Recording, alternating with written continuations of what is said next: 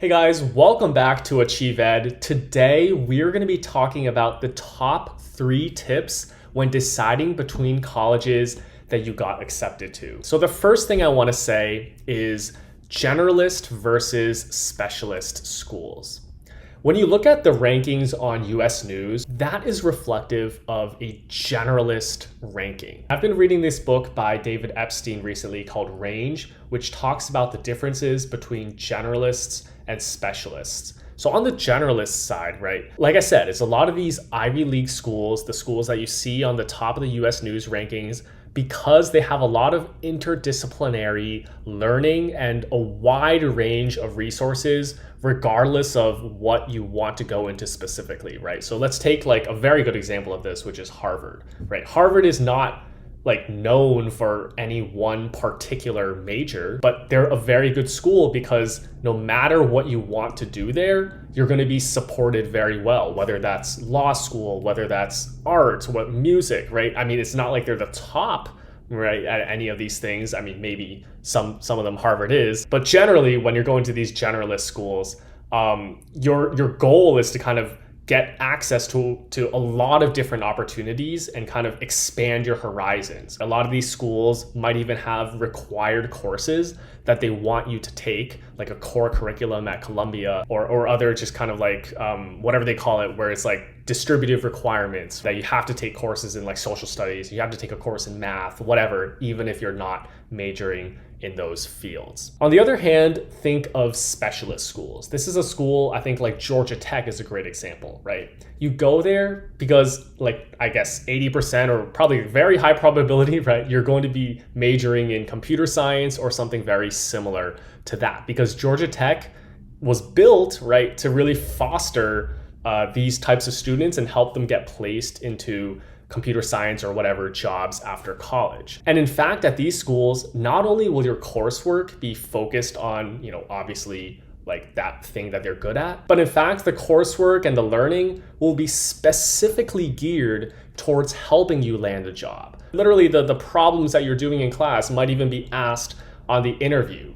And I think this is a marked difference from generalist schools that are more liberal arts in general, where the stuff you're learning in the classroom might be relevant to the job you want in the future, but it's not going to be literally that pipeline to the extent that it is in the specialist schools. So if I were to summarize this, right, think of generalist schools as setting you up for success, regardless of what you want to do, whereas specialist schools, think of these as almost trade schools, where your coursework, your professors, your learning, everything you're doing, right, is mostly focusing on preparing you for that job. Back to kind of this decision-making process, right? Like, which one should you choose? If you're not sure what you want to do, even if you said something on your college application, but maybe you're having second thoughts or you want to keep your options open, a generalist school, I think, is really going to set you up well because of that wide range of opportunity.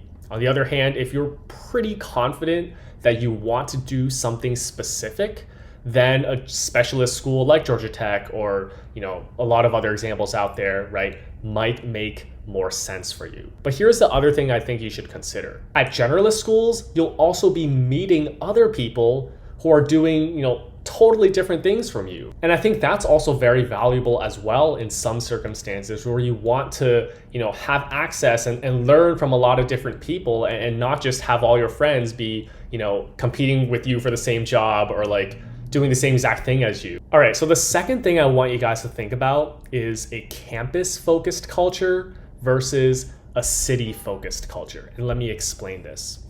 In a campus-focused culture, the focus, right, is on the activities that are happening on campus. A lot of your campus life might be going to the dining hall on campus. On the weekends, you might be hanging out, doing activities on campus. Of course, you're taking your classes on campus, you're studying. A lot of stuff is happening on campus, and this is often with schools that are maybe a little more like secluded from the city, right? Maybe in a college town. On the other hand, a city-focused culture is one where the campus is basically in the middle of a city. Whether they have their own like kind of campus section of the city or whether it's literally just buildings in the middle of the city, like NYU in New York. You might go to class on campus, but a lot of the activities and a lot of like the stuff you do outside of class is actually going to be off campus, right? So the restaurants you go to, like on the weekends, the type of fun you have, even some club meetings like might be off campus, right? You might be meeting in people's apartments. And I think this is a big difference in terms of your actual college experience. If you were to tell your parents or your friends about like what you're doing at college, right?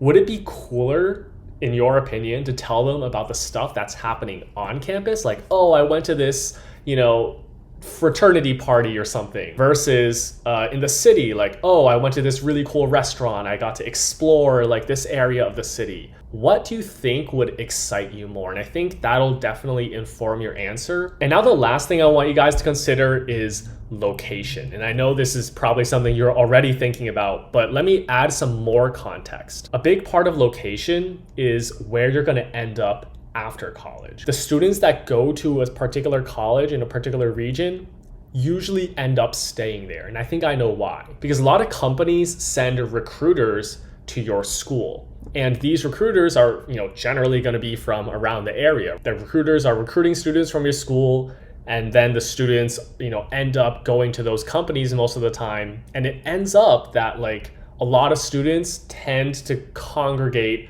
in cities or in areas that are close, right? I went to Dartmouth in New Hampshire. A lot of students ended up going to Boston or New York because, again, that's where a lot of like the recruiters were coming from, a lot of alumni as well. And it's kind of almost this self-fulfilling prophecy. Same in the Midwest, right? Right now, I'm working at a company in the Midwest, and a lot of our recruiting events are at schools in the Midwest. And I think it's a very important thing to consider. Like, one, right, where do you want to end up after college? Does it matter to you? And secondly, depending on what you want to do, location might be important, right? Like, let's say you want to get into big tech. Well, a lot of those companies are, in Silicon Valley or in Texas. And with that, those are the top 3 tips. Being on the other side of this, right, having graduated college already, I think these 3 things are probably the most important, right? The first is about the academics, whether you want a generalist or a specialist environment. The second is about your college experience,